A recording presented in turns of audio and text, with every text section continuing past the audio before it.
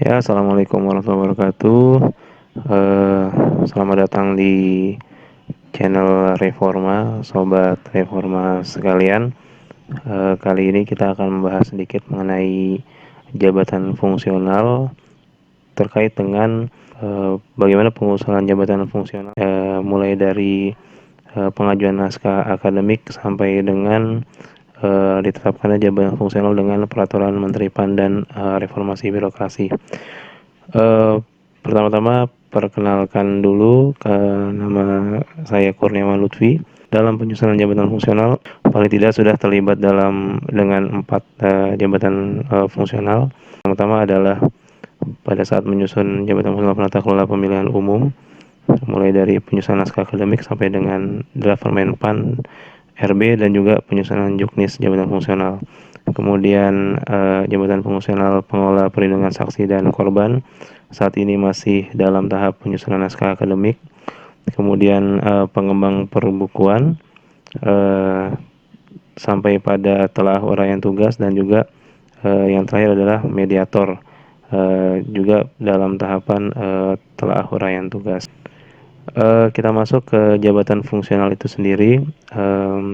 Sesuai dengan arahan Presiden Republik Indonesia dalam pidato pelantikannya, bahwa pada kepemimpinan beliau yang periode kedua ini akan dilakukan penyederhanaan birokrasi yang dalam hal ini adalah dengan cara memangkas eselonisasi. Jadi kalau dulu kita kenal ada eselon 1 sampai dengan 4, nantinya eselonisasi hanya akan ada eselon 1 dan eselon 2. Sedangkan eselon 3 ke bawah itu akan dilakukan peralihan kepada jabatan fungsional. Kemudian apa sih jabatan fungsional? Jabatan fungsional adalah sekelompok jabatan yang berisi fungsi dan tugas berkaitan dengan pelayanan fungsional yang berdasar pada keahlian dan keterampilan tertentu. Jadi bisa kita breakdown bahwa fungsi dan tugasnya berkaitan dengan pelaksanaan fungsi dan tugas instansi pemerintah, kemudian masyarakat keahlian atau keterampilan tertentu yang dibuktikan dengan sertifikasi dan atau penilaian tertentu. Dapat disusun dalam suatu jenjang jabatan berdasarkan tingkat kesulitan dan kompetensi, kemudian pelaksanaan tugas yang bersifat mandiri dalam menjalankan tugas profesinya. Kegiatan dapat diukur dengan satuan nilai atau kumulasi butir-butir kegiatan dalam bentuk angka kredit. Jadi kalau sedikit kita bahas, yang pertama fungsi dan tugasnya berkaitan dengan pelaksanaan fungsi dan tugas instansi pemerintah. Jadi jabatan fungsional ini nantinya sangat terkait erat dengan pelaksanaan substansi dari instansi yang bersangkutan. Jadi bisa dibilang bahwa jabatan fungsional ini adalah jabatan-jabatan yang memperkuat fungsi instansi dalam melaksanakan tugas dan fungsinya. Kemudian mensyaratkan keahlian dan keterampilan tertentu. Ketika seseorang sudah duduk di dalam jabatan fungsional, maka orang tersebut diharapkan memiliki keahlian atau keterampilan tertentu sesuai dengan jabatan fungsional yang diembannya. Dan keahlian atau keterampilan tersebut harus dibuktikan dengan sertifikasi dan penilaian tertentu secara periodik. Kemudian dapat disusun dalam satu jenjang jabatan, artinya nanti akan ada jenjang jabatan fungsional. Jabatan fungsional dapat dibagi menjadi dua, ada jabatan fungsional keterampilan dan ada jabatan fungsional keahlian. Jabatan fungsional keahlian dibagi menjadi 4 jenjang, mulai dari ahli pertama, ahli muda, ahli madya, dan ahli utama.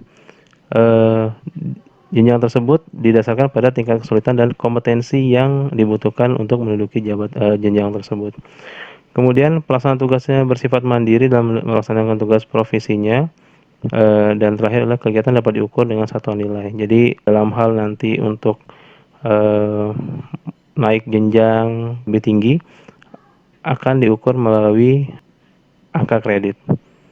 Yang selanjutnya adalah dalam hal apa pembentukan dan kebutuhan jabatan fungsional dapat ditentukan.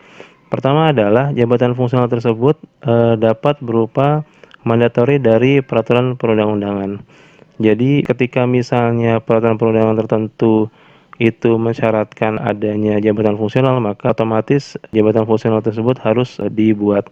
Seperti misalnya ketika ada undang-undang yang di dalam salah satu klausulanya menyatakan bahwa dalam melaksanakan undang-undang ini diperlukan jabatan fungsional. Nah, ketika ada kata-kata diperlukan jabatan fungsional untuk melaksanakan peraturan-peraturan tersebut, maka jabatan fungsional tersebut harus dibuat atau disusun. Kemudian pelaksanaan tugas institusi organisasi tertentu. Ini seperti yang kami sudah tusi dari instansi yang sifatnya substansi, ini dapat dijalankan oleh jabatan fungsional. Kemudian yang terakhir adalah tuntutan pelaksanaan tugas. Ini hampir sama dengan yang sebelumnya, bahwa dalam pelaksanaan tugas yang substansi dilaksanakan oleh jabatan fungsional. Nah, dalam kaitan dengan jabatan fungsional, maka disiapkan juga untuk bagaimana profesionalisme, kemudian pengembangan karir dan peningkatan kinerja dari jabatan fungsional yang ada ini diatur oleh instansi pembina dari jabatan fungsional tersebut. Kemudian rekan-rekan sekalian, sobat reforma sekalian, bagaimana sih alur pengusulan jabatan fungsional mulai dari A sampai Z? Yang perlu kita siapkan adalah naskah akademik pengusulan jabatan fungsional. Jadi, naskah akademik pengusulan jabatan fungsional ini mengacu pada Peraturan Menpan Nomor 13 Tahun 2019. Naskah akademik ini selesai disusun, dikirimkan ke Kementerian PAN dan RB, dan nanti Kementerian PAN dan RB akan melakukan ekspos terhadap usulan dari jabatan fungsional yang dimaksud. Nah, ekspos ini adalah berupa paparan dari instansi pengusul terkait dengan jabatan fungsional tersebut. Nah, setelah selesai paparan, maka Kementerian PAN dan RB akan menerbitkan rekomendasi. Nah, setelah Kementerian PAN dan RB menerbitkan surat rekomendasi, maka tugas dari instansi pengusul adalah menyusun uraian kegiatan. Nah, uraian kegiatan ini akan dilanjutkan dengan uji beban kerja atau ABK, analisis beban kerja, untuk menghitung angka kredit dan juga kebutuhan formasi dari jabatan fungsional yang dimaksud. Setelah instansi pengusul menyusun uraian kerja dan beban kerja, maka akan dilaksanakan validasi hasil oleh Kementerian dan RB terhadap instansi pengusul yang tadi sudah melakukan penghitungan beban kerja. Kemudian setelah validasi hasil didapatkan angka kredit, perhitungan kebutuhan formasi juga sudah didapatkan, maka akan dilakukan drafting atau penyusunan draft rancangan peraturan Menpan dan RB terkait dengan jabatan fungsional yang diusulkan. Setelah melalui pembahasan, akan dilakukan Permenpan RB terkait dengan jabatan fungsional tersebut oleh Menpan, yang akan diharmonisasi oleh Kementerian Hukum dan HAM. Kemudian setelah jabatan fungsional tersebut disahkan dan petunjuk teknis juga sudah diterbitkan oleh BKN, maka yang selanjutnya dilaksanakan oleh instansi pengusul adalah merekrut PNS atau P3K untuk duduk dalam jabatan fungsional yang dimaksud. Selain itu juga akan dilaksanakan pembinaan dan pengembangan jabatan fungsional oleh instansi pembina. Kewenangan untuk pembinaan dan pengembangan jabatan fungsional ada pada instansi pembina masing-masing. Nah, peran dan tugas instansi pembina adalah membina dan mengembangkan profesionalisme, karir, dan kesejahteraan dari pemangku jabatan fungsional itu sendiri. Sobat reforma sekalian, kita akan masuk ke dalam naskah akademik pengusulan jabatan fungsional. Jadi untuk lebih detailnya, sobat semua dapat membaca pada Peraturan Menteri PAN dan RB Nomor 13 Tahun 2019 terkait dengan pengusulan, penetapan, dan pembinaan jabatan fungsional pegawai negeri sipil. Jadi sistematika penulisannya adalah seperti berikut. Pertama adalah judul. Judul ini mencerminkan naskah akademik yang sedang disusun. Jadi sobat reforma sekalian, jadi sebetulnya naskah yang kita susun ini bukan naskah akademik murni ya, tapi lebih kepada naskah usulan. Bagaimana Kementerian PAN dan RB ketika membaca naskah ini dapat menerima gambaran terkait dengan jabatan apa sih yang akan diusulkan oleh instansi pengusul. Kemudian kata pengantar menguraikan maksud, tujuan, dasar, latar belakang penetapan, proses penyusunan naskah akademik, dan harapan terhadap naskah akademik itu sendiri. Kemudian daftar isi mencantumkan setiap bagian atau tajuk substansi dalam dokumen, nomor halaman, tempat bagian, dan mulai dengan sistematika penulisan naskah akademik. Kemudian bagian bab 1 pendahuluan. Jadi rekan-rekan semua, pendahuluan ini lebih kepada sebelum menyusun jabatan fungsional itu apa sih latar belakang di belakangnya gitu. Pemikiran apa sih kemudian harus disusun jabatan fungsional, masalah apa yang kemudian ditemukan sehingga jabatan fungsional ini ada dan sebagainya. Kemudian kajian teoritis dan praktik empiris. Jadi kajian teoritis dan praktik empiris adalah lebih kepada saat ini ketika tidak ada jabatan fungsional itu siapa yang mengerjakan dan kemudian seperti apa tugas dan fungsi tersebut dijalankan secara empiris sebelum adanya jabatan fungsional yang akan diusulkan.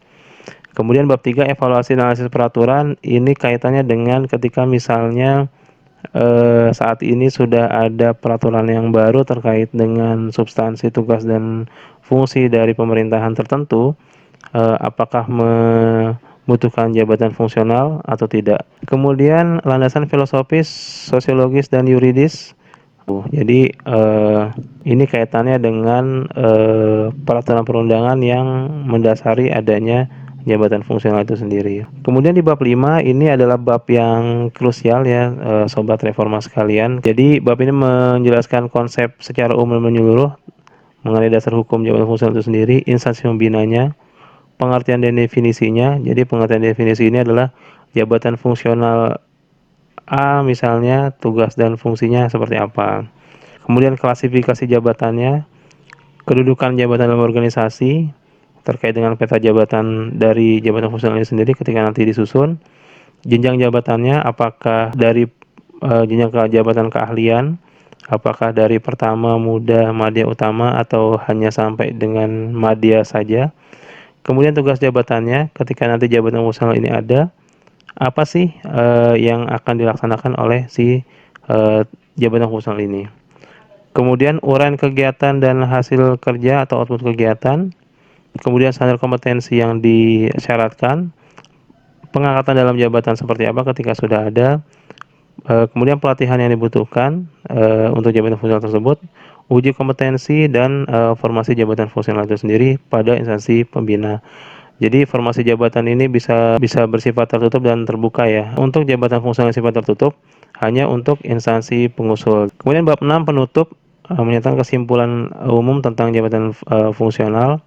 Kemudian daftar pustaka memuat seluruh kepustakaan digunakan sumber-sumber rujukan untuk menyusun draft naskah akademik jabatan fungsional tersebut dan juga lampiran jika dibutuhkan. Nah, lampiran ini sobat reforma sekalian dapat berupa misalnya satu peta jabatan yang ada pada instansi pengusul. Kemudian yang kedua adalah nominatif dari pegawai yang nantinya akan diusulkan masuk ke dalam jabatan fungsional. Sedikit tips untuk mempercepat pengusulan jabatan fungsional, yang pertama adalah tim dari instansi pengusul semakin solid, tim dari instansi pengusul akan semakin cepat jabatan fungsional ini diselesaikan. Kemudian yang kedua adalah diharapkan ada tim yang gesit. Artinya setiap kali ada masukan, perubahan terkait dengan naskah akademik dan sebagainya, ini dapat dengan segera dikonsultasikan dengan Kementerian PAN dan RB. Jadi semakin cepat perbaikan yang dilaksanakan terkait dengan naskah akademik pengusulan atau dengan terkait dengan usulan-usulan uraian jabatan dan sebagainya, akan semakin cepat usulan naskah akademik itu akan diselesaikan. Kemudian yang tak kalah penting adalah komunikasi yang lancar dengan Kementerian PAN dan RB. Jadi komunikasi ini bisa dibangun dengan cara misalnya in touch dengan PIC yang di Kementerian PAN dan RB, kemudian dengan sowan langsung dengan PIC tersebut atau mengundang PIC tersebut untuk memberikan usulan terkait dengan naskah akademik dan lain sebagainya terkait dengan jabatan fungsional yang sedang diusulkan. Jadi semakin lancar komunikasi, insya Allah semakin cepat usulan dapat disetujui. Mungkin itu sedikit pengantar dari kami terkait dengan pengusulan jabatan fungsional PNS sesuai dengan Permenpan 13 tahun 2019. Jika ada yang ingin dibahas lebih lanjut, silahkan tinggalkan komen dan kami akan mencoba untuk membahas permasalahan tersebut dengan lebih komprehensif. Dan sobat reforma sekalian, jangan lupa di subscribe channel ini demi untuk lebih baiknya konten-konten yang kami akan hadirkan ke depan. Terima kasih sekali lagi, semoga bermanfaat. Assalamualaikum warahmatullahi wabarakatuh.